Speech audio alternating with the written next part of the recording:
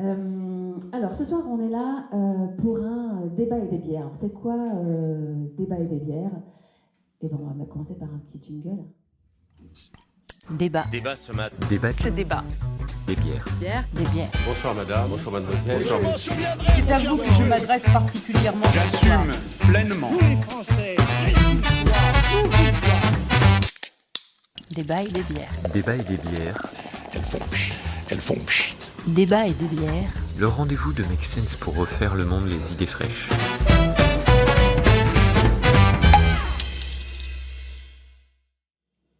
Alors, à cette table, je crois qu'il n'y a que moi qui bois de la bière, donc je ne vais quand même pas non plus abuser. Mais débat et des bières, c'est quoi l'idée? C'est l'idée d'avoir une discussion avec, comme au café, sauf qu'on a des gens qui sont plus experts que nous, qui nous ont déjà étudié le sujet, et de prendre un sujet qui fait débat. Et actuellement, dans les sujets qui font débat, il y en a deux, comme ça dit, il y a l'IA, puis il y a le climat. Maintenant, c'est nouveau, c'est que ça fait débat, ça refait débat. Et donc, voilà, ce soir, on va discuter avec nos deux invités, que je suis très contente de recevoir. Donc, on a, pour parler IA, c'est un peu caricatural, parce que les deux peuvent parler des deux, mais bon, on va essayer d'être dans cette prise de parole. Donc, on a Frédéric Bardot, qui est là, qui a monté Simplon, qui va nous raconter ce que c'est tout à l'heure. Et puis on a Juliette Noël, qui est journaliste spécialisée sur le climat et la biodiversité, que vous suivez peut-être sur LinkedIn, si vous ne le faites pas, je vous le conseille. Et donc pour savoir qui vous êtes, vous, on a des petites questions. Et les petites questions, c'est en mode tu préfères, vous voyez l'idée? Donc en gros, quand vous allez préférer la question, donc on va prendre un exemple, voilà, tu préfères voter pour une IA capable de prévoir toutes les catastrophes naturelles avec précision, ou allouer un budget massif pour rénover toutes les passoires thermiques du pays. Si on préfère la solution 1, qui est voter pour une IA capable de prévoir toutes les catastrophes naturelles avec précision, on se lève.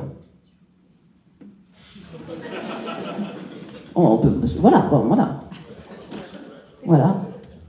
Ok, donc vous préférez allouer... C'est bon pour toi, Juliette. Deuxième question. Vous préférez rendre obligatoire au collège un cours sur l'intelligence artificielle ou un cours sur le réchauffement climatique? Intelligence artificielle, je me lève. Ok. Nous, on n'a pas forcément la réponse, on n'a pas envie de trancher non plus. Vous préférez imposer un quota de 4 minutes d'IA par jour ou un quota de 4 vols en avion par vie?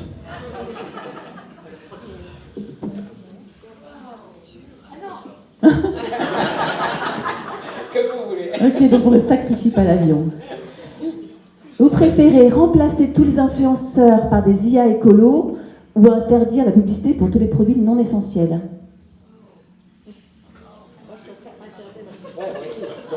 On reste assis si on préfère interdire la publicité, on se lève si on préfère remplacer tous les influenceurs par des IA écolos.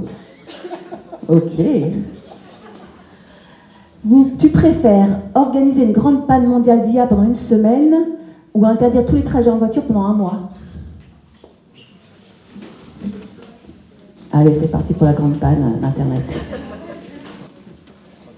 Tu préfères faire un Black Friday où tout est gratuit mais produit localement et en quantité limitée, ou un Black Friday 100% IA où tout est optimisé pour être le moins polluant possible?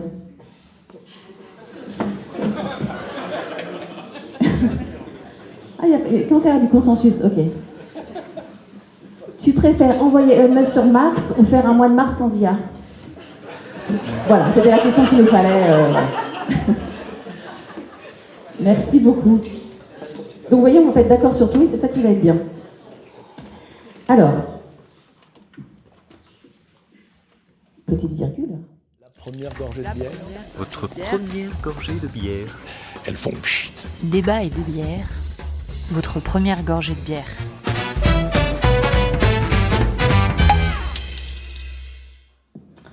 On va commencer les présentations.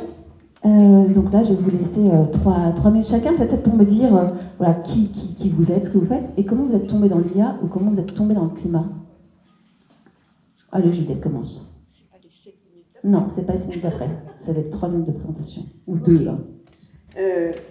Donc, tu m'as présenté comme journaliste. Je n'exerce plus ce métier depuis quelques années puisque j'ai créé un atelier qui s'occupe d'adaptation au changement climatique et qui m'occupe à plein temps. voilà, depuis au moins 2 à 3 ans, qui s'appelle les ADAC. Hein, c'est l'acronyme de Atelier de l'adaptation au changement climatique.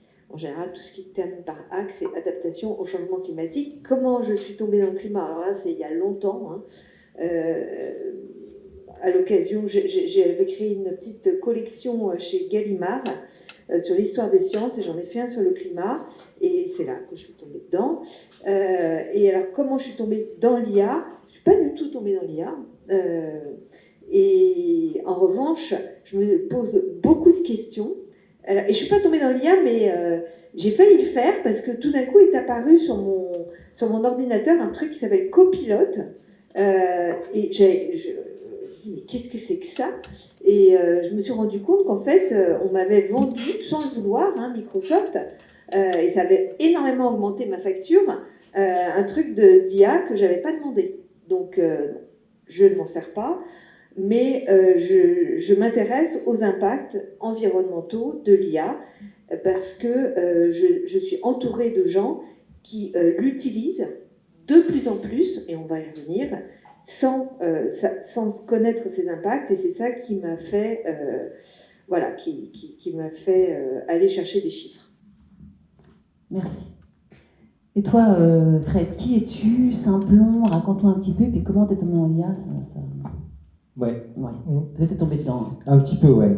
Bien jusqu'au cou, ouais. Donc moi, je suis un geek engagé sur les questions sociales depuis 25 ans. Donc, j'ai d'abord travaillé dans le monde de la collecte de fonds pour les ONG. J'ai accéléré la transformation numérique des ONG pour qu'elles puissent collecter des fonds, faire du plaidoyer, etc. Et depuis 2013, effectivement, j'ai monté une entreprise sociale qui s'appelle Simplon et qui forme gratuitement des personnes éloignées de l'emploi, des personnes qu'on ne retrouve pas assez dans le numérique, au métier de la tech. Et on fait ça avec 120 écoles dans 25 pays. On a formé 50 000 personnes et c'est une petite réussite de l'économie sociale et solidaire qui est passée à l'échelle. Et moi, j'ai rencontré la tech le 3 septembre 1997 à midi. C'est la première fois que je me suis connecté à Internet. Là, j'ai pris une grosse claque. Et l'IA, c'était au moment du plan Villani, quand la France s'est donné une stratégie nationale sur l'IA. Là, j'ai commencé à m'intéresser un peu sérieusement au sujet. On a commencé à simplement à former à l'IA à partir de ce moment-là. Et sur le climat, c'était plus compliqué. C'était une épiphanie un peu tardive. C'est arrivé d'abord par mes enfants. Et puis, ma grosse claque, je l'ai pris en septembre 2018. Je faisais une conférence pour le label Lucie. Et en fait, il y avait 3 personnes qui étaient appelées à pitcher, 3 hommes. Il y avait Maxime de Rostolan, il y avait Gauthier Chapelle et il y avait moi. Et donc, c'était dans cet ordre-là. Donc, Maxime a fait son numéro, Gauthier Chapelle a fait son numéro. Et en fait, dans ces slides, il n'y avait que des slides qui montraient que le numérique est une ressource critique non renouvelable et qu'en fait, c'était impossible de généraliser le numérique. Et je crois que j'ai compris seulement à ce moment-là que ce que je faisais depuis une quinzaine d'années, en fait, il n'y avait pas que des super impacts sociaux, mais il y avait aussi des super mauvais impacts numériques. Et donc là, j'ai pris une claque, et donc j'ai pas du tout fait le pitch que j'avais prévu. J'ai commencé à dire, je suis désolé, moi je suis un geek, à Simplon on forme que des geeks, et j'avais pas trop compris qu'il y avait beaucoup d'impact, et depuis j'essaye de faire un peu moins pire et d'intégrer ça, et maintenant c'est pleinement intégré à Simplon dans ma pratique aussi, et voilà. Et depuis ChatGPT, j'ai pris une grosse claque encore, et là je suis à fond sur l'IA générative, mais j'essaye de pousser des usages intelligents, notamment dans l'économie sociale et solidaire, et de prendre en compte les aspects climatiques, mais c'est pas évident. Merci. Alors, grosse claque pour toi, sur le climat aussi, peut-être, Juliette. Là, on va commencer par une espèce d'introduction en 7 minutes où on va poser la question comment ça va le climat et comment ça va l'IA pour savoir un petit peu où on en est aujourd'hui. Alors, pourquoi 7 minutes? Parce que c'est le temps moyen pour boire une bière dans un verre à bière, alors que c'est 12 minutes dans un verre droit. Voilà. Donc, et dans c'est quoi la source? Et c'est une source improbable des psychologues de Bristol. Voilà. Qui avait bu des bières, je pense. Sans doute, voilà. Tu mets le chrono. Sinon, j'aurais mis le mien, mais vas-y, si tu veux mettre le tien. Donc là, on va se refaire peut-être une mise à niveau. Le climat aujourd'hui, où est-ce qu'on en est?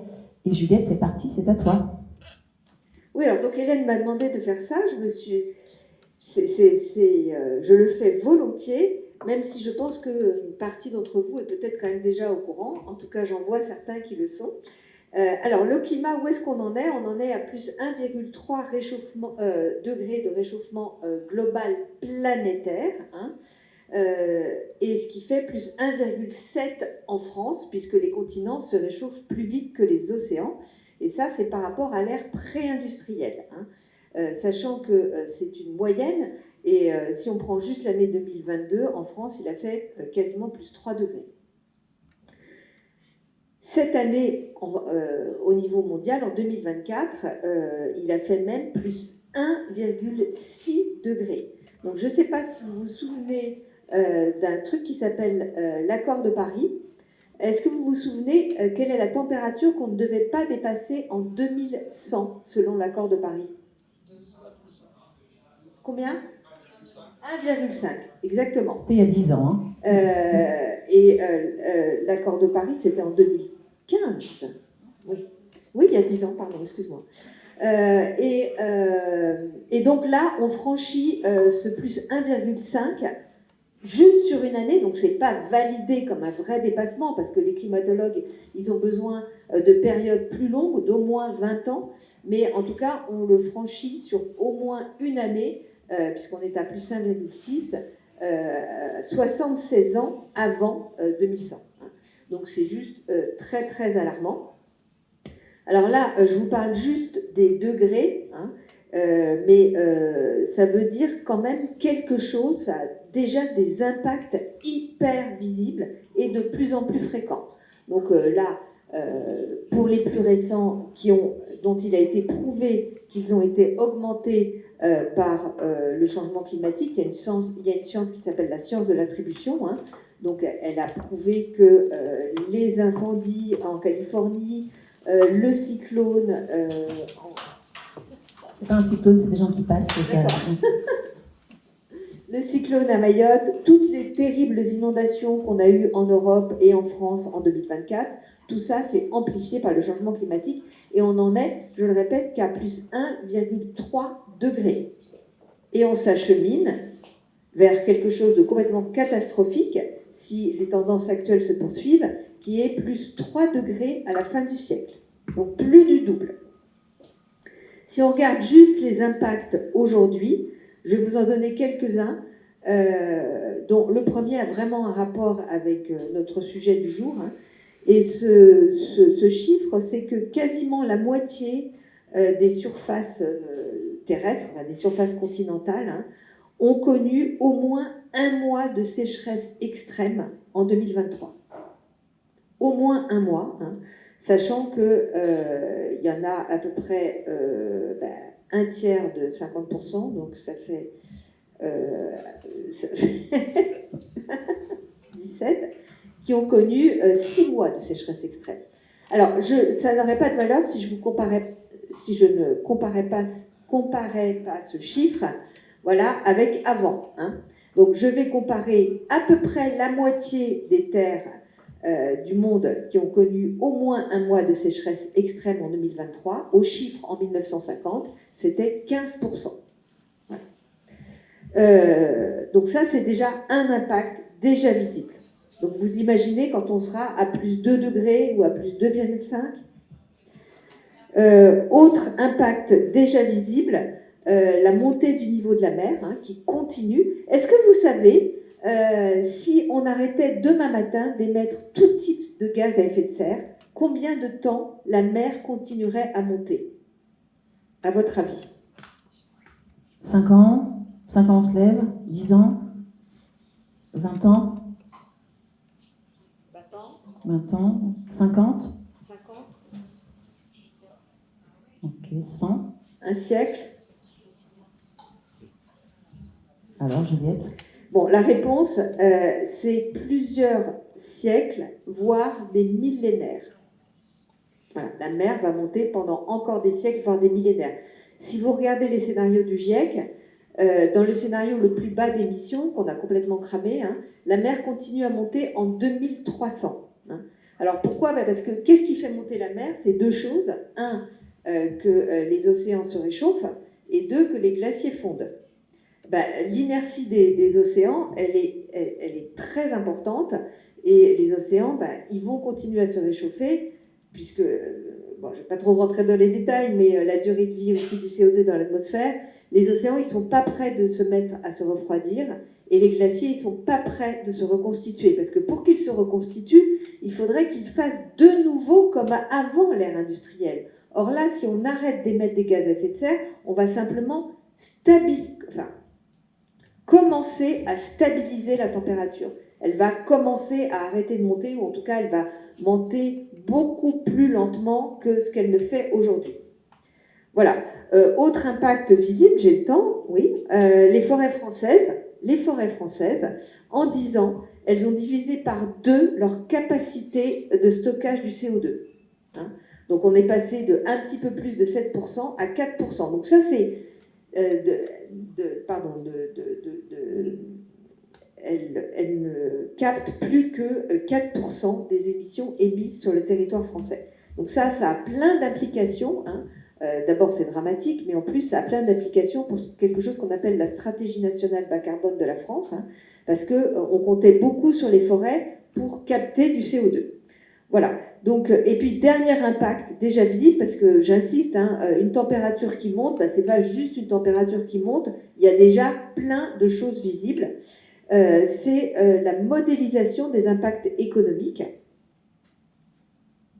La modélisation, j'ai plus que 40 secondes, mais aujourd'hui c'est devenu un sujet hyper ardent, hein, puisque plus ça va, plus les économistes intègrent des choses de plus en plus importantes dans ce qu'on appelle la fonction dommage. Et alors que un économiste qui s'appelle William Nordhaus a eu le prix Nobel en 2018 en nous expliquant que le changement climatique ferait baisser le PIB mondial de 2% en 2100, hein, aujourd'hui, on est en train de se dire « Ah ben non, c'est pas du tout ça hein, ». Et le PIB mondial, il va peut-être baisser de 50%, et pas en 2100, mais en 2070. Et ça, ce sont les actuaires qui le disent, donc des spécialistes du risque. Et voilà, donc, et ils commencent aussi à intégrer ce qu'on appelle les points de bascule climatique. J'ai pas du tout le temps d'en parler, mais voilà. Tu veux une minute de plus? Mais nous, c'est un verre droit, un verre comme ça, un verre comme ça, je crois que c'est 8 minutes. Alors, les points de bascule climatique, c'est quoi? C'est plein de choses qui peuvent arriver d'ici la fin du siècle, comme la déstabilisation de la calotte glaciaire, la fonte du permafrost, la disparition des coraux, ça, bon, c'est sûr que ça va arriver. Hein.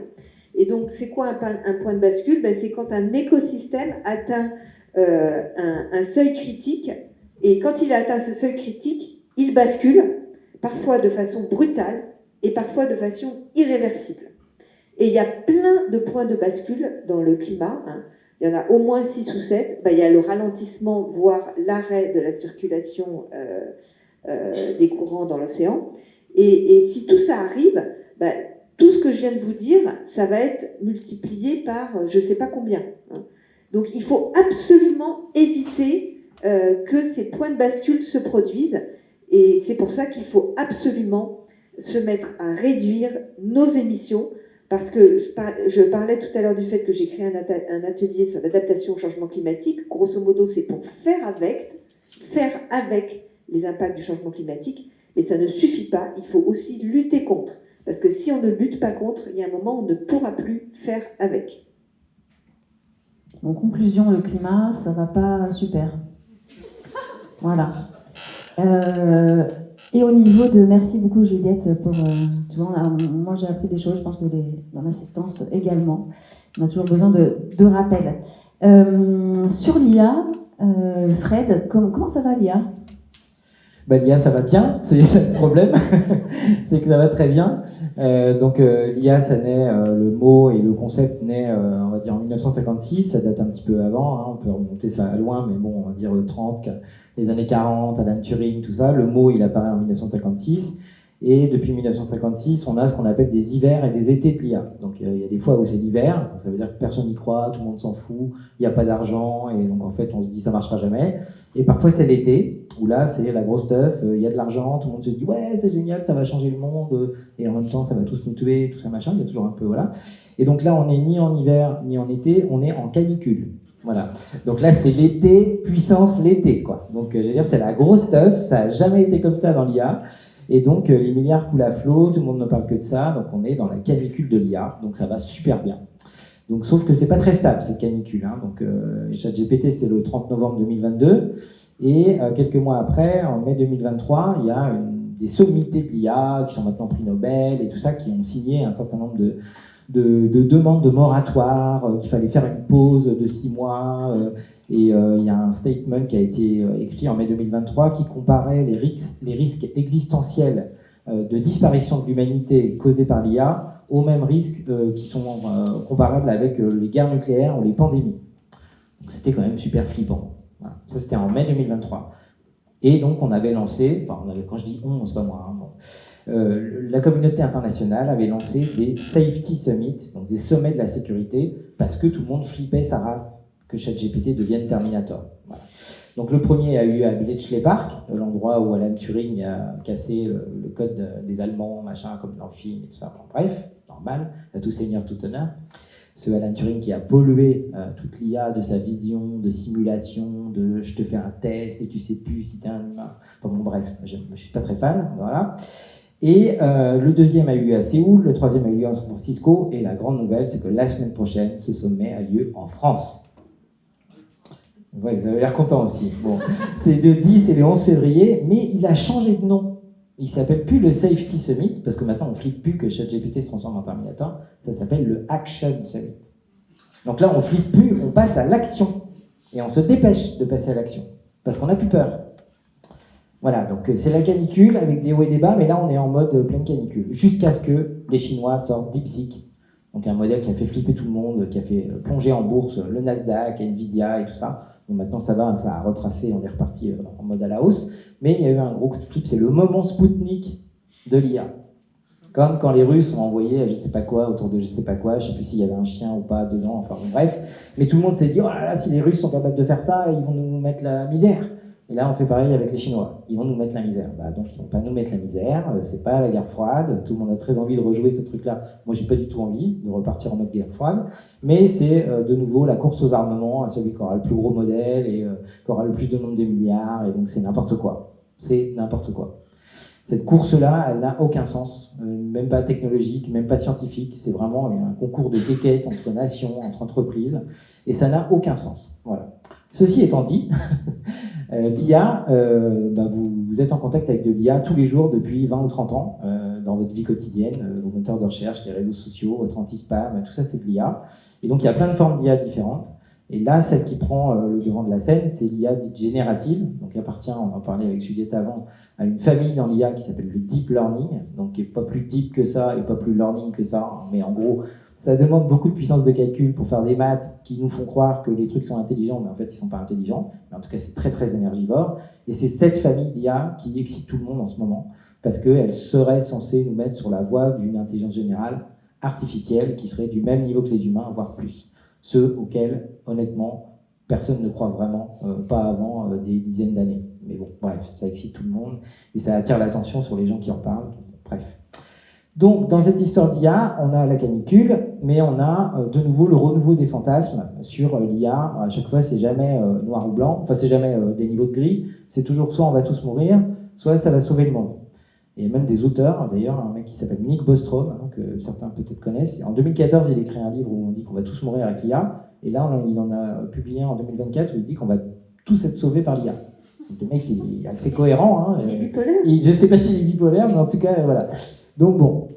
Donc c'est encore de nouveau la bataille entre les doomers, donc les gens qui veulent qu'on arrête l'IA parce qu'on va tous mourir, ou qui veulent qu'on arrête le truc, et les accélérateurs, donc les effectifs accélérationnistes, dont la devise, je dis, hein, c'est vraiment un vrai mouvement dans la Silicon Valley, c'est accelerate or die.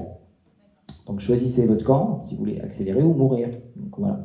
Soit vous deviendrez des Amish avec la bougie, soit vous serez dans le monde fabuleux où l'IA va amener des gains de productivité. Donc entre ces deux trucs-là, en fait, on est entre deux sectes, en fait, complètement irrationnelles, qui n'emploient pas du tout des arguments irrationnels. Donc moi, j'ai moins d'attaques que Juliette, mais ce que je peux vous dire, c'est que l'IA, Elle réveille nos fantasmes, on lui reproche beaucoup de choses qui sont en fait des miroirs de ce qu'on devrait se reprocher à nous-mêmes. Hein. On dit que l'IA est biaisée, mais en fait l'IA n'est pas biaisée, c'est les données humaines sur lesquelles elle est entraînée qui est biaisée. On dit que l'IA pollue, mais en fait elle ne pollue pas plus que plein d'autres trucs, et si elle pollue, c'est parce qu'on privilégie certains types d'IA et pas d'autres, et qu'on fait n'importe quoi, parce que c'est l'escalade, la course aux armements, etc. Donc ça, c'était un petit peu où en est l'IA. Et moi, je ne comprends pas pourquoi on s'en prend comme ça à l'IA sur l'angle écologique. C'est-à-dire que je me dis, mais c'est bête, hein, je me dis, bon, si on fait l'inventaire de tous les trucs qui polluent, bon, le numérique, c'est peut-être pas le premier. Je suis d'accord qu'il y a un gros impact, hein, qu'il est grandissant et tout, mais peut-être qu'il y a des trucs à régler avant le numérique qui pourraient peut-être attirer plus l'attention, je sais pas quoi. C'est pas pour faire diversion que je dis ça. Hein. Et admettons, on se met sur le numérique. Bon, dans le numérique, 80% des impacts écologiques du numérique, c'est pas l'IA. C'est les matériels des utilisateurs. Et principalement les télés, et les viseurs, et les consoles de jeux, et les trucs comme ça. Et les smartphones que tout le monde change, enfin pas ici peut-être, mais tout le monde change tous les 18 mois, etc. C'est le matos des utilisateurs. Et dans les 20% qui restent, l'IA, c'est 20% de ces 20%. Donc c'est 4% de l'impact du numérique. Donc je me dis pas qu'il n'y a pas de problème avec l'IA. Cette course aux armements à faire les plus gros modèles du monde n'a aucun sens. Le numérique est une ressource critique non renouvelable. Hein. Bientôt, il y aura peut-être plus de métaux, ça prend de l'eau, ça dépense de l'énergie. Donc voilà. Mais pourquoi s'attaquer à l'IA spécifiquement? Oui, bien sûr, tu vas répondre. Je viens de chercher exprès, hein, donc c'est moi qui suis à charge et à décharge. Donc, pourquoi s'attaquer à l'IA alors que l'IA, je ne vais même pas dire l'IA fait des efforts, tout ça, on peut faire des IA frugales et tout ça, parce qu'en fait ça va générer des effets rebonds, donc ça n'a aucun sens. Mais avec l'IA, on peut faire des trucs intéressants, scientifiquement, en éducation, en santé. C'est la première fois qu'on a une technologie en langage naturel qui peut permettre d'inclure des gens en situation de handicap, multilingues, tout ça. Donc en fait, pourquoi s'attaquer à l'IA alors que dans le numérique, il y a déjà des trucs qui n'ont aucun sens? Le streaming, le porno, la blockchain, tout ça. Moi, débarrassez-moi de ça, mais laissez-moi l'IA. Vous voyez ce que je veux dire? Voilà, c'est ça, mon petit cadeau pour lancer le débat. Merci Fred. Juliette est comme ça, je peux y aller. Bah non, en 7 minutes, tu peux pas y aller, mais maintenant tu peux y aller, Juliette. Ok. Merci pour ce formidable lancement du débat. Évidemment, la première chose que je dirais, c'est on est déjà complètement dans le mur sans l'IA, donc on ne va pas rajouter quelque chose pour encore aggraver le problème. Rien que ça, c'est de la logique pure. Sauf si l'IA peut contribuer à ralentir le problème. Et c'est possible. Oui, alors ça, je vais y revenir. Et puis, quand tu dis ça représente que 4%, de 2%, de 3%, et que c'est rien du tout. Tout à fait. Voilà. Alors là, tu fais abstraction d'un truc qui s'appelle la croissance exponentielle. Et alors là, j'ai des petits chiffres. Hein. La consommation électrique des data centers, et ça, c'est l'Agence internationale de l'énergie qui le dit. Donc la consommation électrique des data centers, elle sera égale à celle du Japon en 2026. L'IA et le besoin de calcul a été multiplié par 1 million en 6 ans, et il est multiplié par 10 tous les ans maintenant. Donc, ces petits pourcentages tout mignons aujourd'hui, ils vont grandir, et c'est bien ça le problème, c'est qu'en fait, tu es d'accord pour dénoncer des usages stupides de l'IA, hein, mais on n'a aucun contrôle dessus, et après j'ai encore plein de choses à dire, mais... Ok, allez-y, après moi je sors. C'est pas la peine, je pense, de rentrer dans les batailles de chiffres, mais c'est vrai que exponentiel sur quelque chose qui est ultra minoritaire, ça va mettre du temps avant que ce soit majoritaire. C'est pas pour minimiser le problème. Mais dans tes data centers, il y a des photos de chats dans le métavers, il y a du streaming, il y a Netflix, il y a plein de trucs, il n'y a pas que de l'IA. Et dans l'IA qu'il y a dans tes data centers, il y a aussi, Climate QA, qui est un ChatGPT du GIEC. Il y a aussi les modèles climatiques, peut-être de certains centres de recherche. Il y a aussi des IA qui bossent pour Singa et qui permettent il y a aussi des IA à vocation positive, quoi. Il n'y a pas que de l'IA, et il y a aussi des IA pas nocives, quoi. Qu'elles ont des externalités positives, même si elles polluent, quoi. Je suis d'accord. Oui, mais le problème, c'est que alors évidemment, on n'a pas fait d'études de marché, et ni toi ni moi ne sommes capables de dire, de mettre une balance avec d'un côté ce qui aura des effets bénéfiques et de l'autre ce qui aura des effets non bénéfiques. Bon, moi, je ne suis pas spécialement pessimiste hein, comme personne, mais après, si des gens ont des informations dans la salle, ils peuvent aussi les dire, mais je n'ai pas l'impression que les effets bénéfiques seront supérieurs aux effets négatifs. J'ai même plutôt l'impression d'exactement le contraire.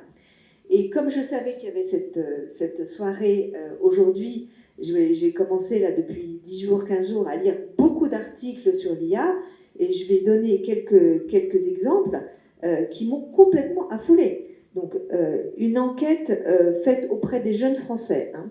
En 6 mois, ils ont doublé leur consommation d'IA. Et pas simplement pour des choses utilitaires.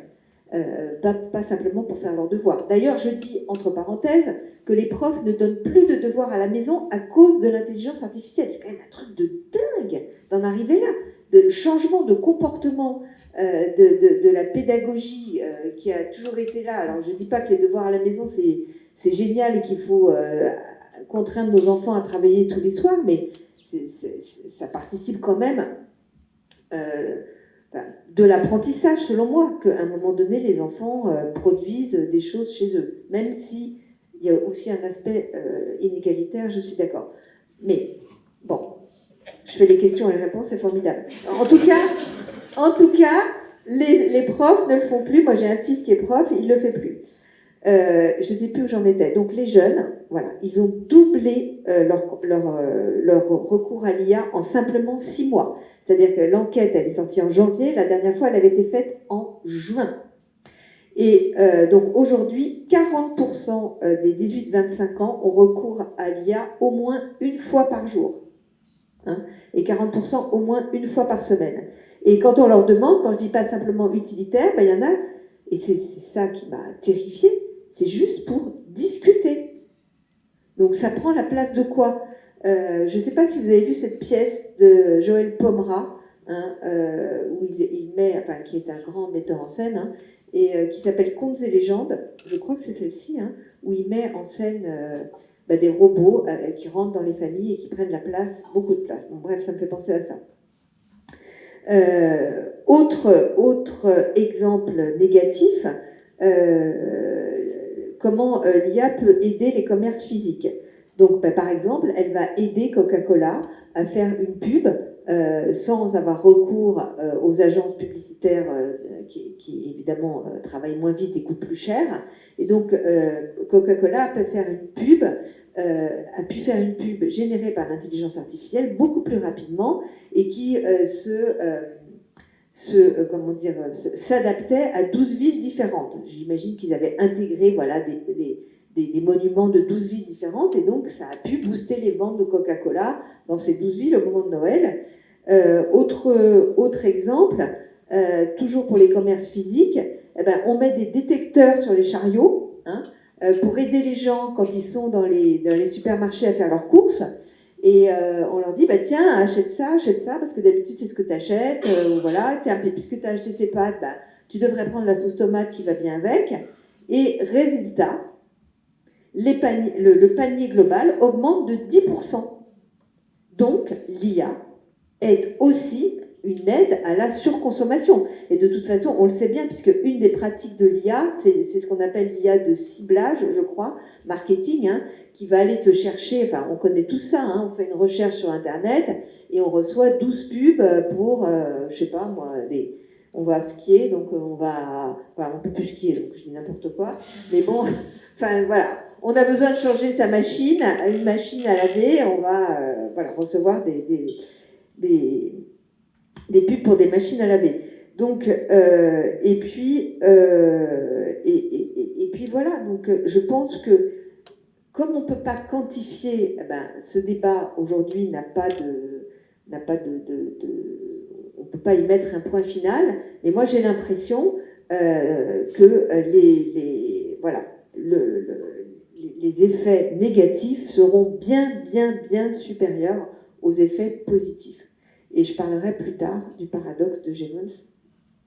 que tu as évoqué tout à Peine l'heure. effleurée. Non, mais moi je suis pas devin, donc les prédictions c'est un truc qui est, voilà, c'est Pierre Dac qui disait, les prédictions c'est très difficile, surtout quand ça concerne l'avenir. Donc je dirais pas que les impacts négatifs vont l'emporter sur le positif. Je sais qu'il y a des choses dans le numérique et dans l'IA qui n'ont aucun avenir et aucun sens, mais je sais qu'il y en a qui ont du sens. Je sais que la première antibiotique qu'on ait trouvée depuis 90 ans, elle a été trouvée par une IA. Voilà, et elle combat le staphylocoque doré. C'est pas rien, le staphylocoque doré. Je sais qu'il y a des IA qui vont changer la vie de certaines personnes. Voilà, ça j'en suis sûr, ça c'est des faits, c'est incontestable. De là à dire que tout le monde a le droit d'avoir un modèle de 1000 milliards de paramètres dans sa poche gratuitement et qui pollue et tout ça, je sais que ça n'a aucun sens. Mais il y a des usages du numérique qui n'ont aucun sens. Je sais que la blockchain c'est crypto-anarchiste et qu'un jour peut-être ça nous libérera des banques et de machins et des notaires et tout ce que tu veux. Mais sauf que pour l'instant, en fait, ça n'a aucun sens. Le bitcoin et les crypto-monnaies, c'est un scam, ça n'a rien à voir. Donc arrêtons la blockchain. Mais l'IA, non. Je veux dire, l'IA, non. Oui, mais le problème, c'est que tu dis il y a des tas d'usages du numérique qui sont déjà stupides. Mais sauf que l'IA, elle est beaucoup plus énergivore que... les chiffres, c'est une recherche sur ChatGPT, c'est 10 fois plus énergivore qu'une recherche sur Google toute simple. Mais c'est parce que les gens sont bêtes. Ils utilisent ChatGPT comme Google. Ça n'a aucun sens. Non, mais ça n'a aucun sens. C'est un mauvais usage. Là encore, c'est pas la faute de l'IA. Utiliser ChatGPT comme Google, ça n'a aucun sens. Oui. Donc il faut arrêter. Mais ça veut pas dire qu'il faut arrêter ChatGPT. Mais c'est inarrêtable. C'est inarrêtable. Enfin, encore, même moi qui suis consciente de tout ça, à un moment donné, j'avoue que je suis toujours sur X, j'ai vu apparaître Grok. Voilà. Donc Grok, je savais que c'était de l'IA générative d'images. Je me suis dit, bon, je vais pas mourir idiote, je vais quand même essayer. Et donc, je sais plus ce que j'ai prompté, enfin bon, un truc débile. Et j'ai vu apparaître des images et je me suis dit, bon, ok, j'arrête, c'est très très mal, mais bon, voilà, au moins j'ai vu ce que c'était. Mais j'imagine pour des gens qui n'ont absolument pas conscience de tous les impacts environnementaux, mais voilà, on a envie de passer sa journée là-dessus. Et d'ailleurs, j'ai pas terminé sur les impacts environnementaux, mais j'aurai un autre moment pour le dire. Oui, tu vas avoir un autre moment.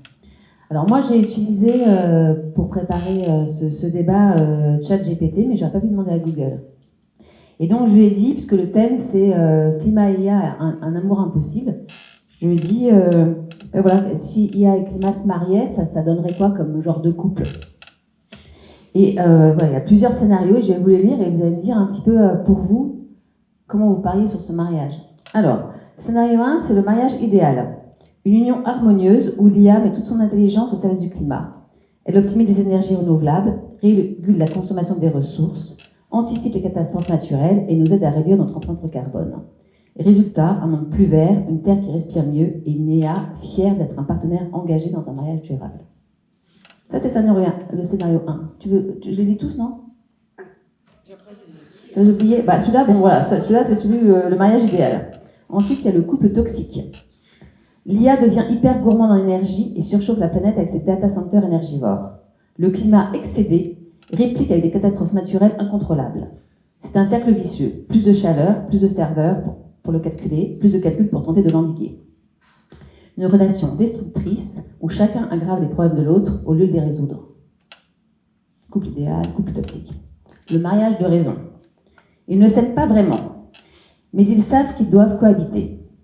L'IA aide à optimiser les systèmes de gestion du climat, mais elle est toujours surveillée pour ne pas devenir incontrôlable. De son côté, le climat fait pression pour imposer des normes plus strictes aux industries numériques. Un équilibre fragile entre innovation et sobriété. Mariage de raison. Quatrième, et dernier, le divorce inévitable. Et là, il m'a mis une espèce d'éclair et une croix comme ça.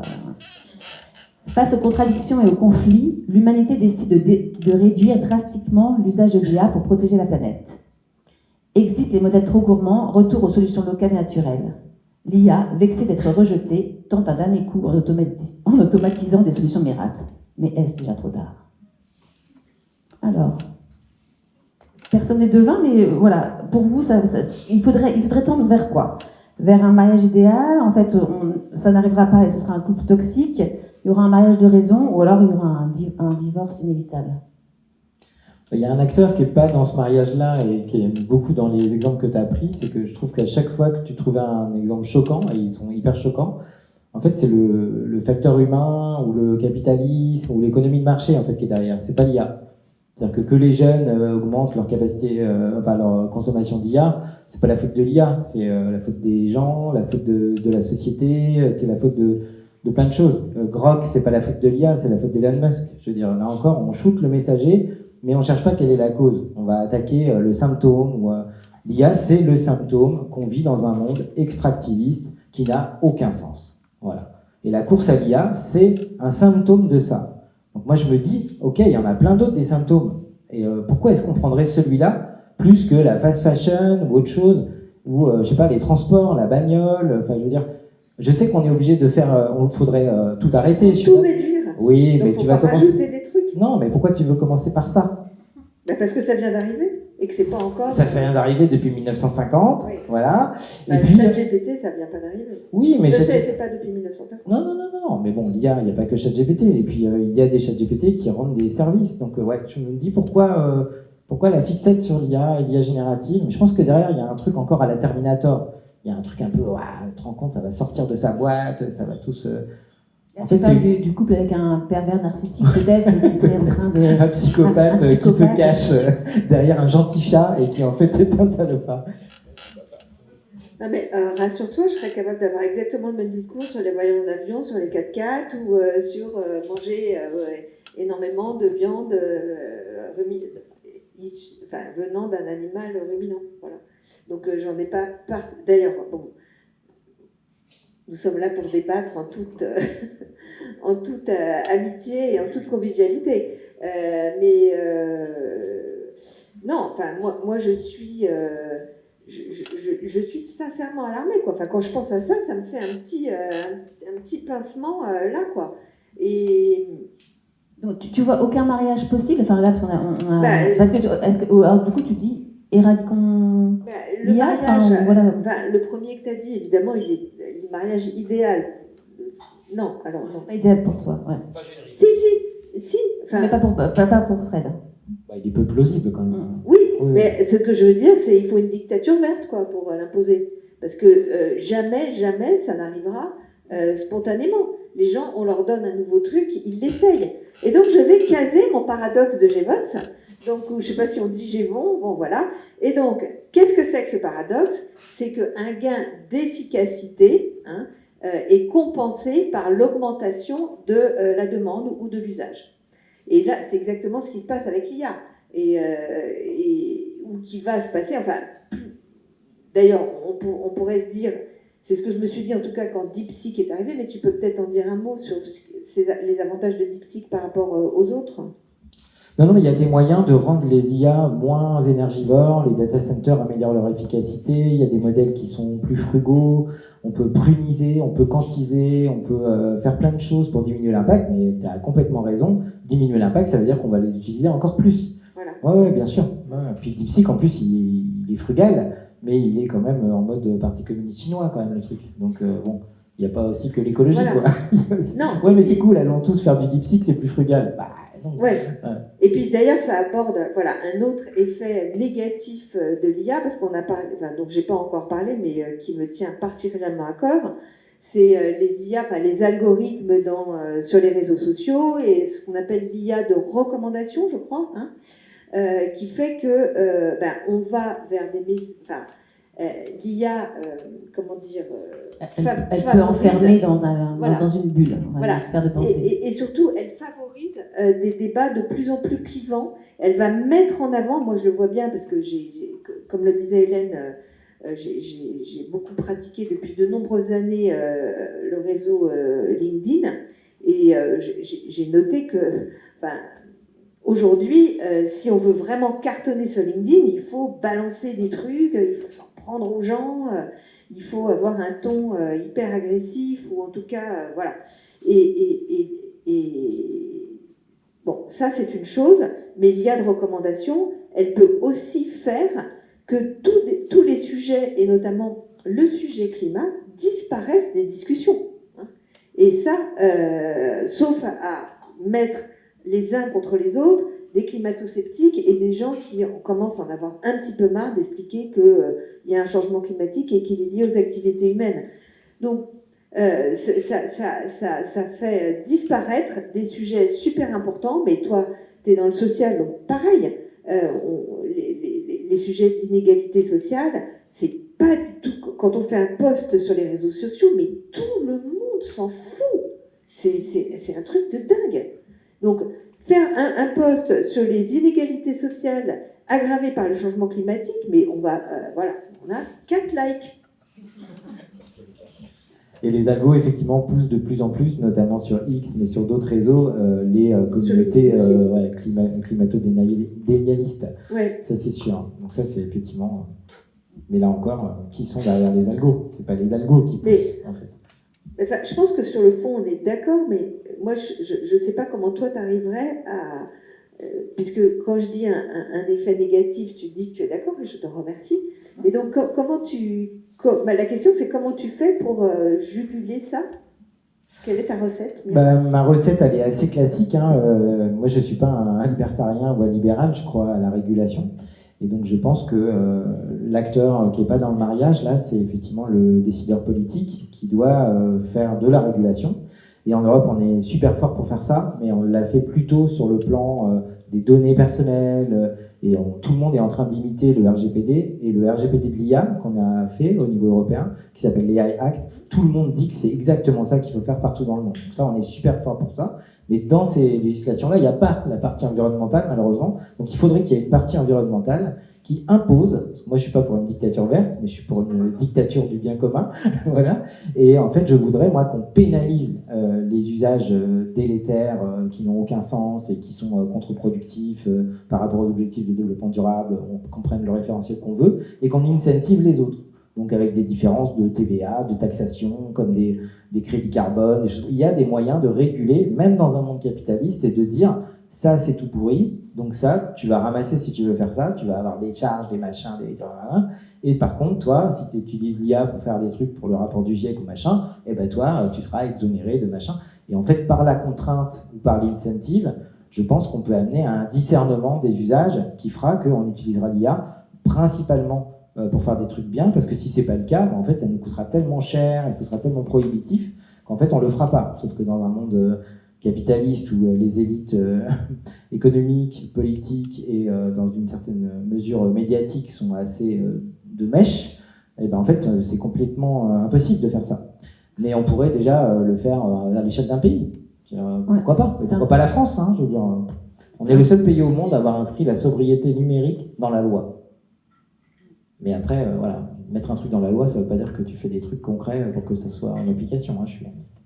Il y a la loi et il y a aussi l'éducation, parce que tout à l'heure on disait ah bah oui, on faisait une recherche sur ChatGPT, c'est 30 fois plus gourmand, enfin je me rappelle plus, moi je me rappelle jamais des chiffres, mais bon voilà, entre 10 et 30, 10 et 30, voilà, bon bah en fait si on ne sait pas, on peut pas le deviner. Tout à l'heure il y avait une question, tu préfères qu'on organise des cours d'IA à l'école, et d'ailleurs comment les profs vont devoir se réinventer avec ça, ou qu'on fasse des cours sur le changement climatique, on peut faire les deux.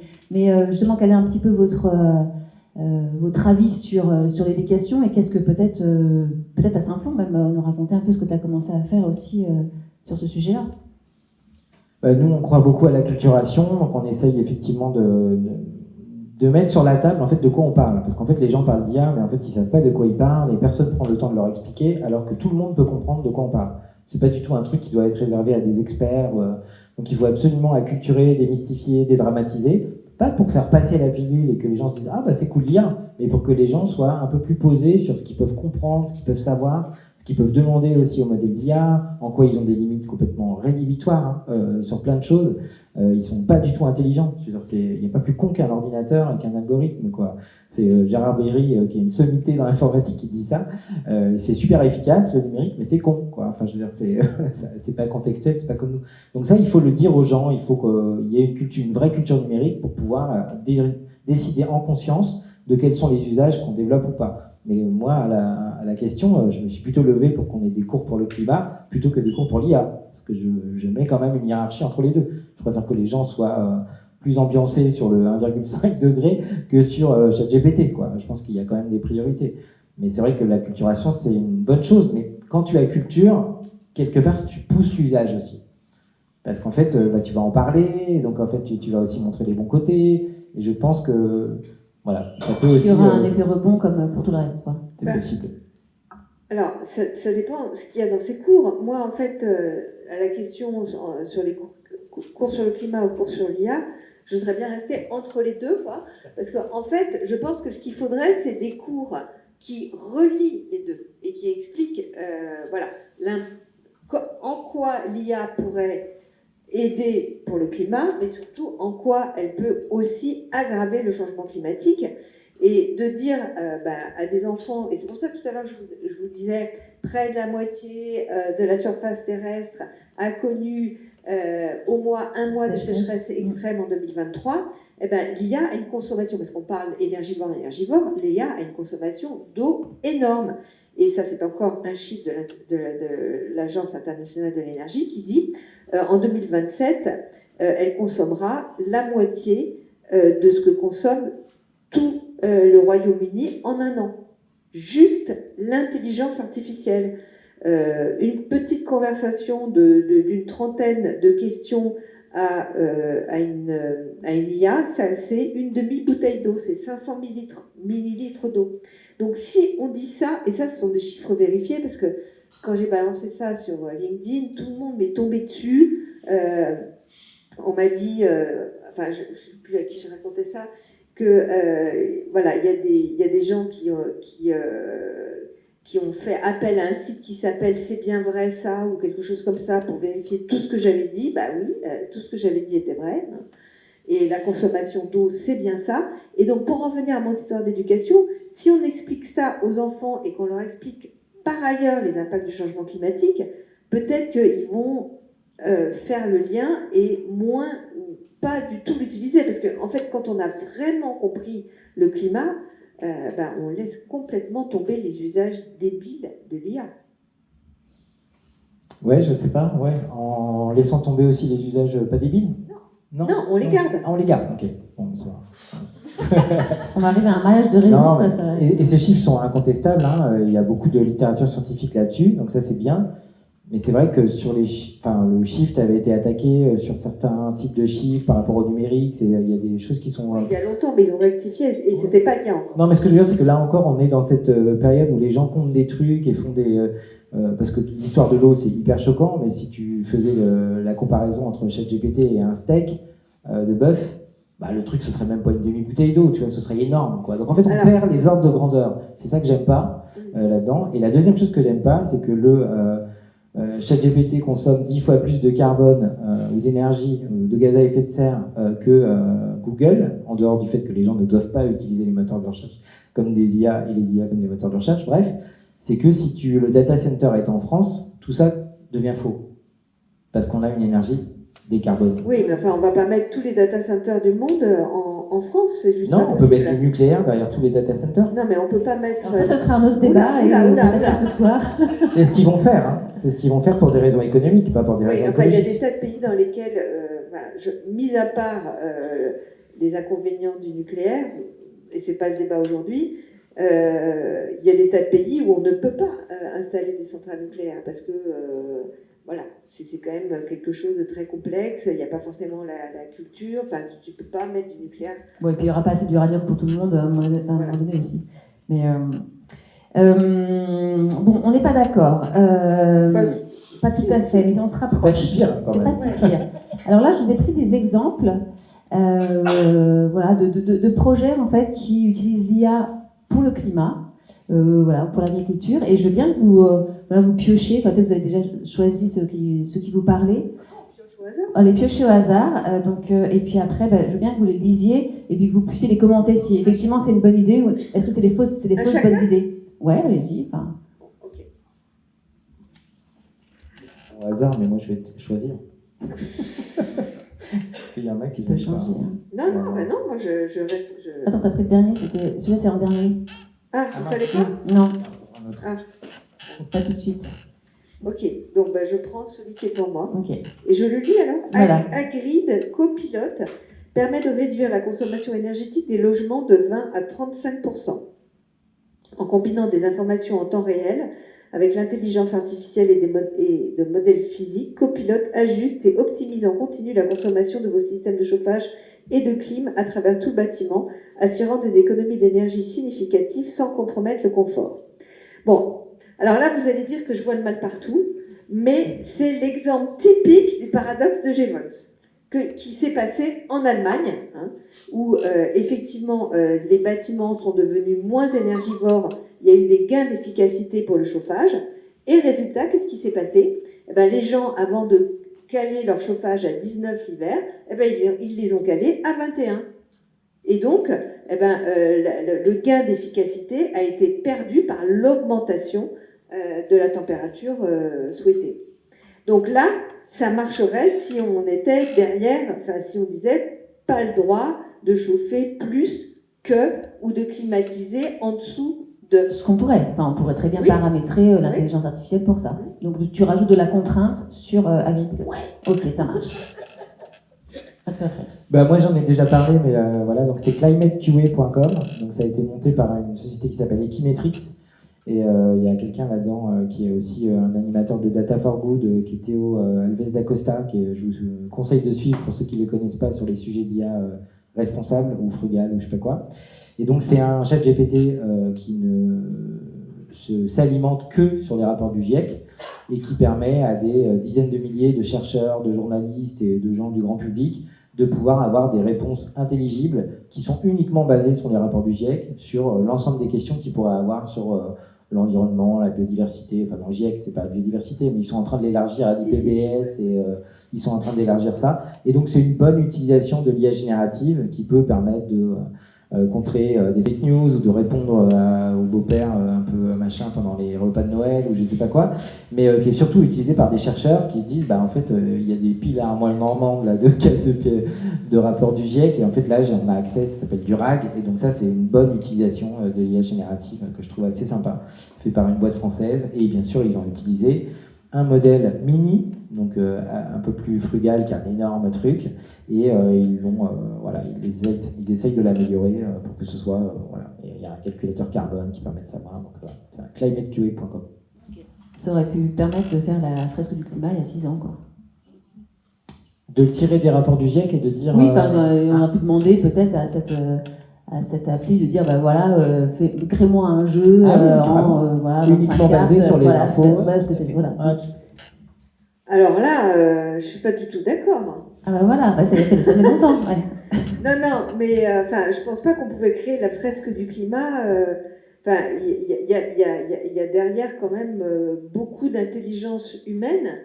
Je vois pas. Peut-être si on avait dit, voilà, prends cause, conséquence, il me faut X cartes. Oui, peut-être que ça aurait marché. Peut-être, mais ça aurait été beaucoup moins ludique. Ça aurait été, à mon avis, beaucoup plus plan-plan, cause-conséquence, alors que là, il y a toute une pédagogie dans le déroulement, dans quelle carte on met à ce moment-là, quelle carte on met pas. Enfin, aidez-moi les fresqueurs, là.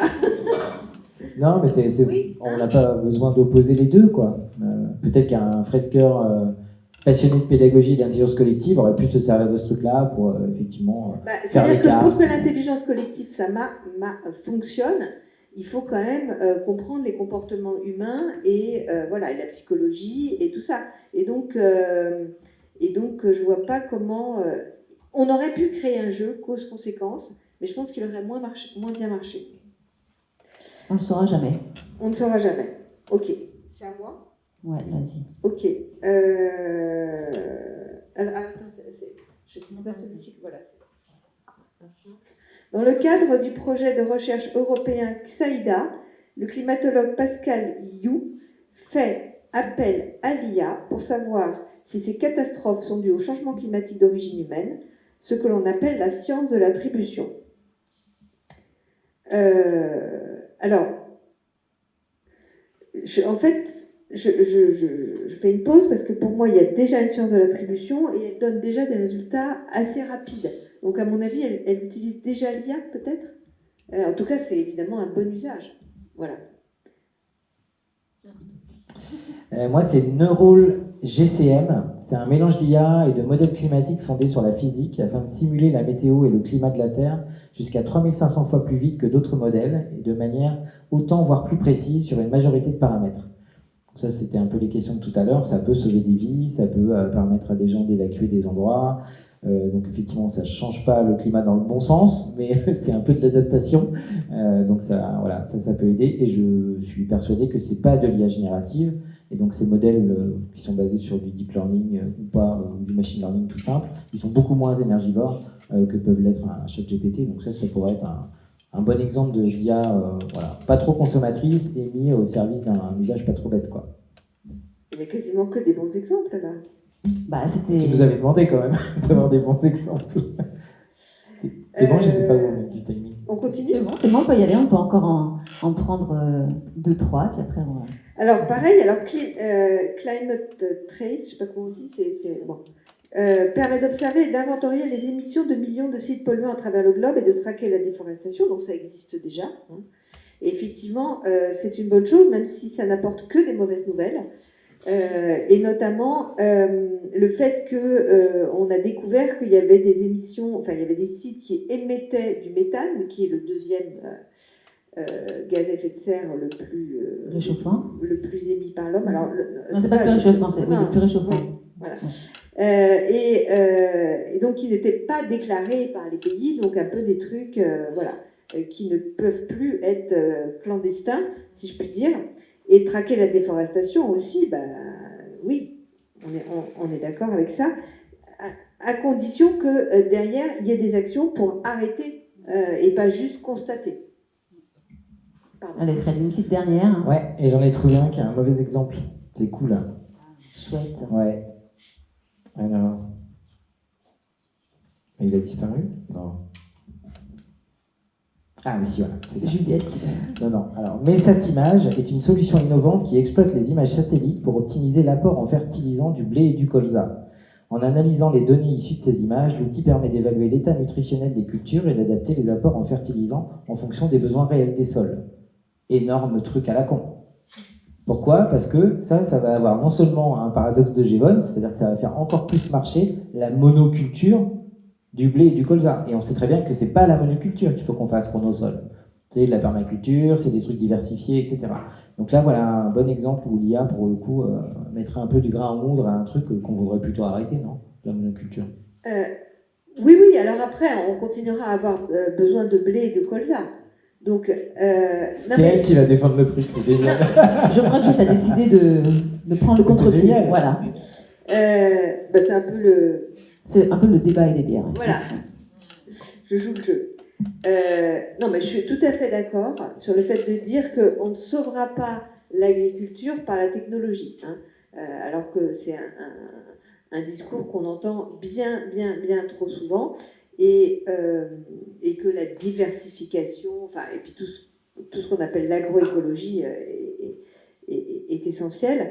Après, bon, en gros, j'y connais pas grand-chose. Tout ce que je peux dire, c'est que on aura toujours besoin de blé et de colza, et que peut-être que ça peut aider, mais une solution innovante qui exploite les images satellites.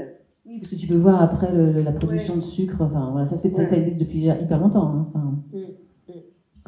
Bon. Et alors le truc des musiciens, on peut le voir? Ouais, vas-y, tu peux, c'était dans les... Voilà. Une équipe de musicologues et d'ingénieurs a terminé la 10e symphonie inachevée de Beethoven. Voilà. Oui, je sais, ça n'a rien à voir, mais c'est pour parler d'utilité ou non de certaines IA. C'était ce que j'avais mis en secret pour pas qu'on le lise, voilà. Bon, ça te donne une petite anti-sèche pour voilà, sur quoi je voulais vous orienter. Ouais. Ok, une équipe de musicologues et d'ingénieurs. Ben, je ne sais pas, on peut peut-être demander au public. Alors, on en pense quoi? Est-ce qu'on trouve ça intéressant de mettre l'IA sur voilà, la 10e symphonie inachevée de Beethoven? Déjà, il faudrait qu'elle change de nom. Tout à fait. Ouais, alors du coup, elle a dû changer de nom. Allez, qui trouve que c'est une utilisation intelligente de l'IA?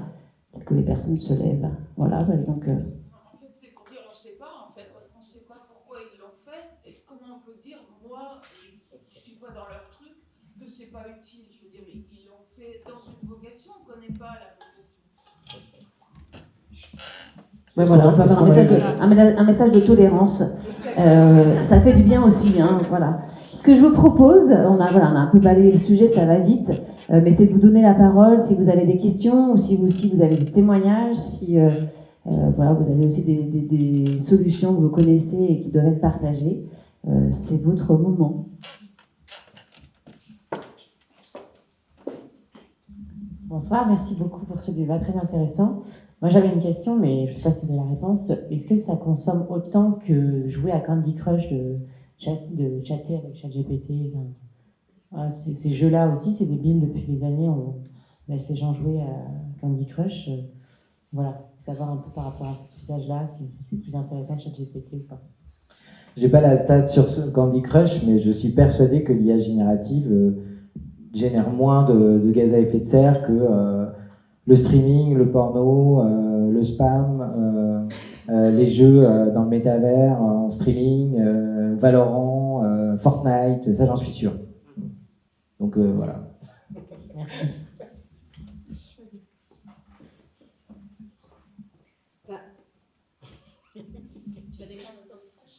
Non, pas du tout. Si, Fortnite. Non, mais quand même, je peux dire, on peut dire que Google et je ne sais plus qui d'ailleurs ont augmenté de 2019 à aujourd'hui leurs émissions de gaz à effet de serre de 30 à 40%.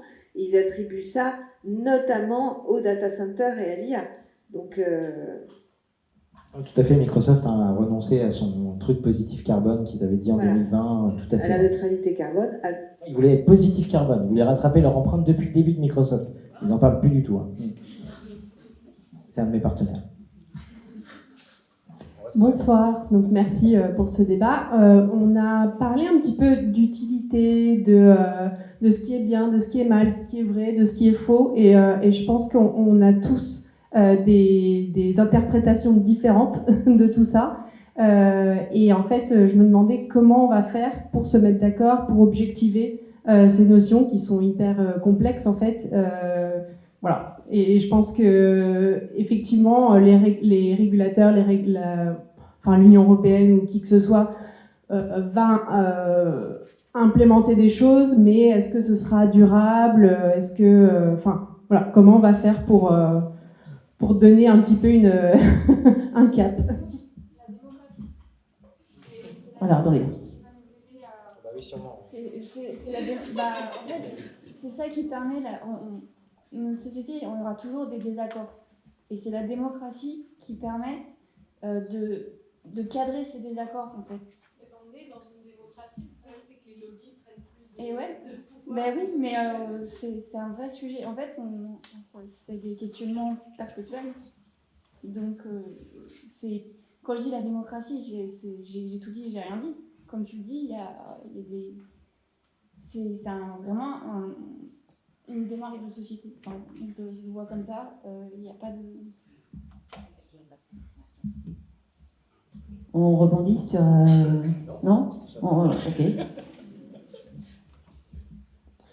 Je voulais proposer un sous-titre un petit peu climat, c'est un peu la survie de l'homme, en gros. Et l'IA, c'est un peu le cerveau. C'est un outil pour le cerveau, pour notre cerveau. Et donc, en gros, on pourrait reformuler, est-ce qu'avoir un cerveau, pour l'homme, ça sert à survivre? Et c'est pas si facile que ça de répondre, en fait. On utilise parfois notre cerveau pour notre propre destruction. Donc, pas facile. Hein. Est-ce qu'on doit être en mort cérébrale ou Là, on commence à aborder des sujets. Il nous reste 4 heures, ça tombe bien. Est-ce que vous voulez rebondir peut-être sur la première question quand même, qui était de dire ok, comment est-ce qu'on va définir le cadre, enfin qui va le définir et selon quel... il y a peut-être des choses qui existent déjà qui sont pertinentes. Je sais pas. Il y a l'IA Act dont tu as parlé tout à l'heure. Il commence ce mois-ci à rentrer en vigueur en France, mais il commence par les modèles les plus risqués. Donc c'est les modèles de reconnaissance faciale sur des données de santé. C'est pas sur ChatGPT. Pour l'instant, ChatGPT passe pas la barre de l'IA Act, hein, donc il va y avoir pas mal de traction en termes de lobbying. Et après sur le cerveau, peut-être qu'il faut qu'on arrête le cerveau et qu'on écoute plus le cœur ou le ventre ou je sais pas quoi, j'en sais rien. Mais l'IA n'est pas un cerveau. Hein. C'est vrai que moi j'en ai marre d'entendre réseau de neurones, de voir n'importe quel papier d'un journaliste sur l'IA qui est illustré par un cerveau électronique. Ça me saoule, mais j'en peux plus quoi de ça. C'est mentir aux gens. Oui, parce qu'en fait, elle va chercher des données déjà existantes. C'est des maths quoi. Oui. C'est pas un cerveau. Les réseaux de neurones, c'est un abus de langage, c'est une métaphore. Yann Lequin, qui est le patron de l'IA de Meta, qui est un de ceux qui dit le moins de conneries sur l'IA en ce moment. Si vous devez suivre une seule personne en prix Turing, c'est lui. Et il dit, il y a Yann Lequin, c'est un Français en plus. Ouais. Et il est enseignant-chercheur, il fait pas que Meta. Hein, et en plus, voilà. Et donc lui, il dit, il y a autant de comparaisons entre un cerveau humain et un réseau de neurones artificiels qu'il y a entre un Piaf et un Boeing. Les deux volent, mais c'est pas exactement pour les mêmes raisons et c'est pas voilà. Donc ça n'est pas, il n'y a pas de cerveau dans une IA, il n'y a pas de volonté, il n'y a pas de vision du monde, il n'y a pas d'autonomie, il n'y a pas d'intention, il n'y a pas de conscience et il n'y en aura pas avant des dizaines, voire des centaines d'années. Je suis même pas sûr que ce soit possible. Les gens qui nous parlent d'une IA générale ont une piètre image de ce que c'est que l'humain et l'intelligence. Ça n'est pas réduction. On peut pas réduire ça avec des maths.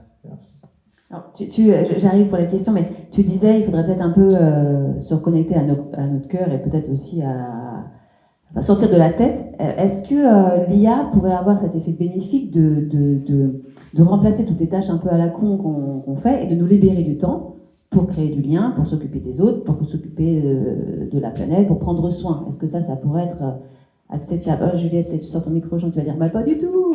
Non mais c'est moi qui vais te dire, je vais faire le pied de nez.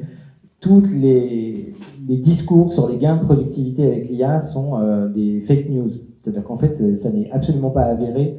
Et la technologie, en général, en fait, a jamais réussi à prouver des gains de productivité. Il y a eu un prix Nobel d'économie célèbre dans les années 60-70 qui s'appelle Solow, qui disait la productivité, on la voit partout, sauf dans les chiffres. Voilà. Et donc, les gains de productivité, en fait, on les voit pas. C'est-à-dire que dans la littérature scientifique, on ne voit pas les gains de productivité. Donc le fait de nous dire ouais on va mettre de l'IA et comme ça tu passeras la semaine de 4 jours, jamais de la vie ça arrivera. On travaillera beaucoup plus, on va pas forcément automatiser que des tâches chiantes, on va aussi automatiser des tâches hyper intéressantes et donc peut-être que c'est à nous qu'il va rester des tâches chiantes en fait. Et donc non, ça moi je n'irai pas là-dedans. Je pense que c'est pas pour ça qu'il faut continuer sur l'IA. Non, tu t'attendais pas à ça. Non, mais moi j'y connais vraiment rien, j'ai juste comme je l'ai dit lu, j'utilise pas l'IA. J'ai lu des articles dans la presse depuis que je sais que je viens ici. Et donc, il y avait un article dans les Échos sur comment les cabinets de conseil utilisaient l'IA. Donc, ils l'utilisent de plus en plus massivement. Et ils expliquaient que grâce à l'IA, ils terminaient plus à 22h30 le soir. Bon. Donc, est-ce qu'on est dans un temps où une période intermédiaire où tout d'un coup, et puis après ils vont de nouveau avoir d'autres types de boulot parce qu'ils ont été libérés, ce temps a été libéré, je n'en sais rien, mais en tout cas c'était le témoignage et que finalement ça leur libérait, même ils calculaient 20% de leur temps de travail. C'est du déclaratif, il n'y a pas de littérature scientifique là-dessus, et je pense que comme c'est des vendeurs d'IA, ils ont intérêt à dire que ça marche. Ok. Et sinon, j'ai vu aussi qu'il y avait une start-up qui voulait libérer, donc ça rejoint ce que tu disais, les agriculteurs des tâches administratives qui sont très très chronophages pour eux. Et alors, je ne sais pas du tout où ça en est, mais c'est développé par Xavier Niel dans sa... Hectare, dans 42 de l'agriculture. Bonsoir, merci encore pour votre exposé. Je voulais juste rebondir, rebondir sur le discours que vous aviez sur la confusion entre l'IA et le fantasme d'une intelligence consciente. Et c'est plus une hypothèse ou une intuition une question que je me suis toujours posée. Je me demande s'il n'y a pas une confusion en France en particulier qui viendrait d'un abus de langage dans la traduction. Parce que je n'ai jamais bien compris pourquoi on avait traduit le artificial intelligence en anglais. Intelligence en anglais, c'est de l'information. Ça m'a toujours surpris qu'en France, on ne comprenne pas cette distinction entre information et... On parle, nous, d'intelligence, mais ce qui n'est pas du tout le sens premier, en tout cas, dans la littérature anglaise, qui est sous-entendu par le terme IA. Ouais, 100% d'accord, même si maintenant ils ont viré un peu leur cutie, et comme ils parlent d'AGI, donc donc d'Artificial General Intelligence. Là, ils pensent bien à un truc qui est plus intelligent que nous, mais en fait, il y a un malentendu sur ce mot, mais sur les deux mots. C'est-à-dire que artificial, il y a un énorme malentendu là-dessus, parce que artificial, on se dit, bah oui, ok, c'est fait en plastique, en silicium, ou je sais pas quoi, mais pas du tout. Artificial, c'est au sens d'un artifice, d'une simulation. Ça simule des facultés cognitives et ça nous fait croire que c'est intelligent. Et donc en fait, le nœud, il est là. En fait. Et donc il faudrait traduire comment idéalement les deux mots En fait, de l'IA, c'est des données, de la puissance de calcul et des algorithmes. Mais il n'y a pas d'intelligence là-dedans. Enfin, je veux dire, et c'est pas plus artificiel. De l'information. Ouais. Non, mais c'est super intéressant. Ouais, mais c'est de la donnée. Même l'information, intelligence dans CIA, ils sont pas plus intelligents que les autres, les gens de la CIA, mais ils font de l'intelligence, donc ils rendent du renseignement, effectivement. Donc c'est information, renseignement, données, mais c'est pas intelligence, quoi. Donc c'est vrai que c'est bien de revenir au mot. Comme learning, quoi, deep learning, mais ils learnent pas du tout de la même façon que nous, les IA. Hein. Je suis désolé. Hein. Moi, il me faut pas 1 million de photos de chat pour reconnaître un chat. Hein. Non, mais je veux dire, un enfant de 3 ans, il a pas besoin d'1 million de photos de chat. Donc j'en ai marre, moi, qu'on appelle ça intelligence, qu'on mette learning, réseau de neurones, tout ça. Mais là maintenant, c'est la mode des modèles qui raisonnent. Tu sais, c'est O1, O3, DeepSeek R1, c'est des reasoning models. Mais ils raisonnent pas du tout. Ils décomposent des tâches en petits bouts et ils mettent des choses les unes après les autres avec des hypothèses. Il y a absolument... Le raisonnement humain, c'est quand même autre chose que ça, quoi. Et on ne devrait pas employer les mêmes mots. C'est pas possible. Bonsoir, merci pour l'exposé. J'ai plus une question sur l'usage. Si on doit faire, comme vous, particulièrement, enfin je sais pas, en famille par exemple, à Noël, une introduction à ce qu'est l'intelligence artificielle, donc principalement les modèles d'interaction, ChatGPT et tous les autres, Anthropic, etc. Comment je pourrais faire simplement une description pour dire ces 3, par exemple, usages de l'IA sont utiles et pertinents pour vous dans votre usage quotidien, à ma famille par exemple, et pour ça, vous ne devez surtout pas l'utiliser parce que ce n'est pas pertinent, ça va vous donner de fausses informations, etc. Quels seraient par exemple les 3 meilleurs usages de l'IA et les 3 usages proscrits avec les IA génératives? Tu veux y aller? Ouais. Le truc du moteur de recherche, hein, donc ça c'est le premier truc. Alors, arrêtez d'utiliser ChatGPT comme Google, quoi. Ce n'est absolument pas fait pour ça. Les modèles sont congelés, donc ils ont toujours un temps de retard. Et pour rattraper ce retard, on leur donne des moteurs de recherche qui leur permettent d'aller chercher des tokens un peu plus frais. Mais ils les ramènent mal, ils les synthétisent mal. ChatGPT il utilise Bing.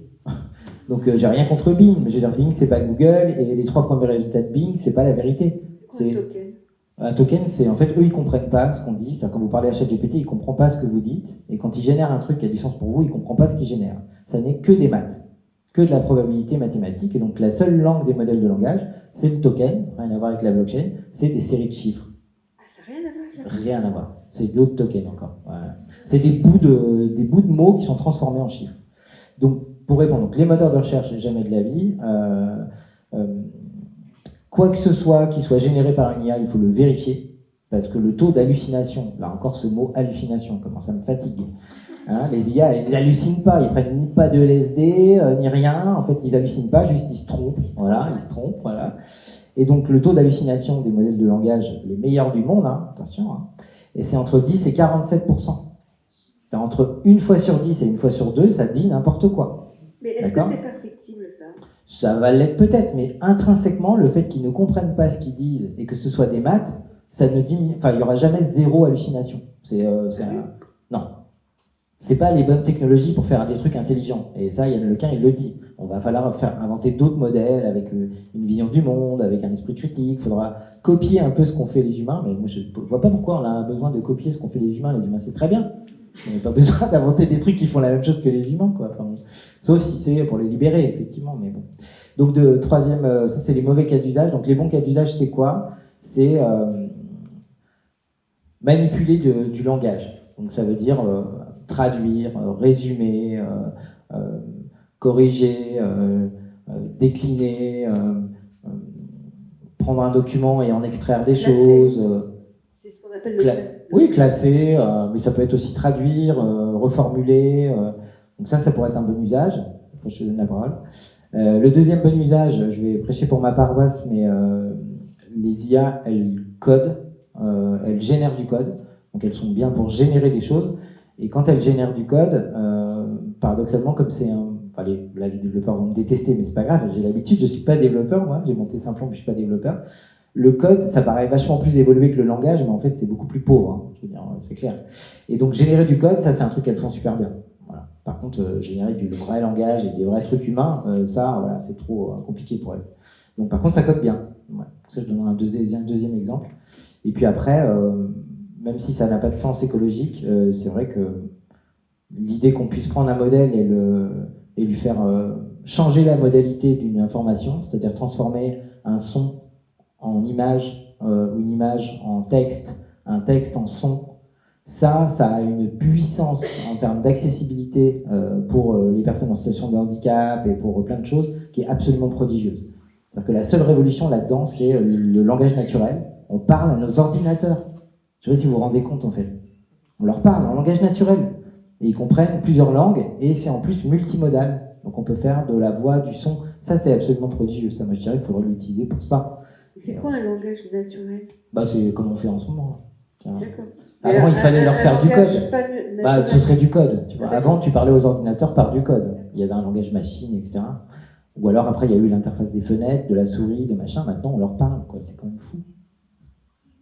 Oui, moi je voulais juste dire, je suis pas sûr d'être tout à fait d'accord avec vous sur la bonne utilisation de l'intelligence artificielle générative pour faire de la traduction ou pour faire des résumés, parce que je pense qu'au contraire, quand on fait ça, alors c'est un gain de temps immédiat. En revanche, je pense qu'on se dépossède d'une capacité à synthétiser l'information et qu'on peut perdre aussi en fluidité. Si moi je parle anglais, effectivement, ça va me faire un gain de temps qui serait certainement très bénéfique dans mon travail, encore que ce temps que j'aurais économisé, peut-être que du coup il va servir à devoir faire encore plus de tâches et autre chose.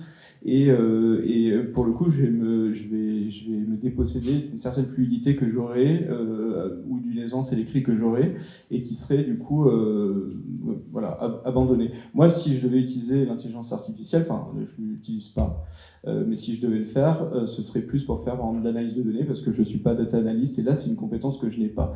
Mais utiliser l'intelligence artificielle juste en gain de temps pour faire des tâches que je suis capable de faire juste voilà, pour optimiser, encore que derrière, ça peut être à double tranchant si ça rajoute après du travail derrière, par la disponibilité que ça procure. Je ne suis pas tout à fait d'accord avec vous là-dessus, mais après, je ne sais pas, je pense qu'il y a plein de façons de voir la chose, certainement.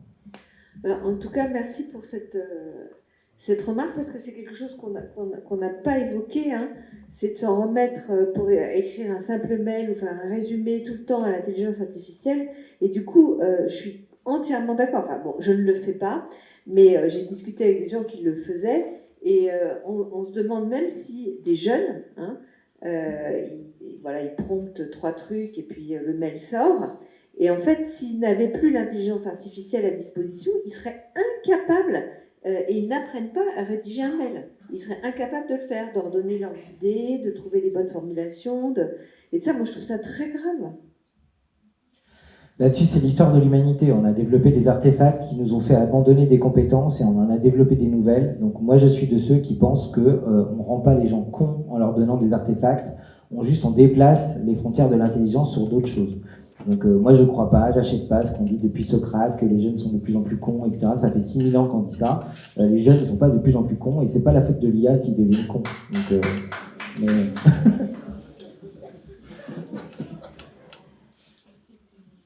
mais après, il y a un risque de paresse, hein, je suis d'accord, hein, attention. Mais bon, là encore, il faut éduquer. Et j'ai pas dit que les jeunes étaient de plus en plus. Non, c'est vrai. On va certainement pas terminer là-dessus. Peut-être, Paloma, la dernière petite virgule. Last round, 30 secondes pour finir votre pinte. Elles font pchit. Débat et des bières. Last round, 30 secondes pour finir votre pinte.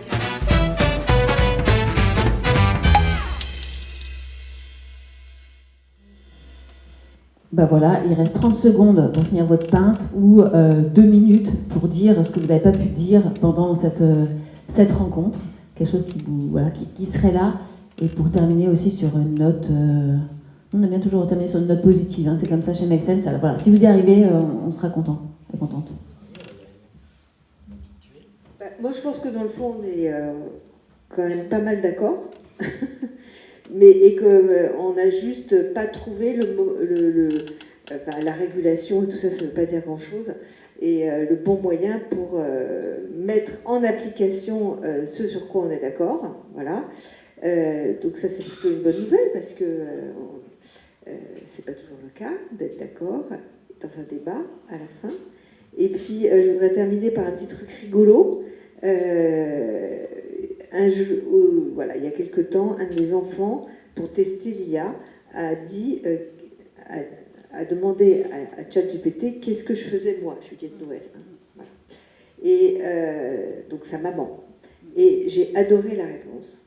ChatGPT a répondu: Juliette Noël est une romancière et elle a écrit La vie secrète des gens heureux. Et ben voilà, ça c'était Bing. Et c'est pas le cas, on est d'accord. Hein. Ah, d'accord. Mais peut-être ça va le faire advenir en fait. Peut-être tu vas écrire ce livre. Non, moi je suis très content de la soirée. Je pense qu'on devrait démultiplier ce genre de soirée partout et surtout dans des milieux peut-être sociaux ou peut-être moins éduqués, j'en sais rien, je stigmatise les personnes, mais il faudrait que tout le monde puisse parler et débattre de ce dont on vient de se parler là, sur les places de village, dans les bistrots, etc. Parce que on fera pas l'IA sans les gens, ou alors à chaque fois ça va être encore à marche forcée et tout ça. Donc moi je suis très content des débats qu'on ait eus et qu'on soit d'accord sur nos désaccords et pas d'accord sur nos accords. Et ça c'était cool, donc il faudrait multiplier ça, quoi. Ça serait top. Merci beaucoup à tous les deux, merci à vous, j'espère que ça vous a un peu éclairé, je ne sais pas si vous partez...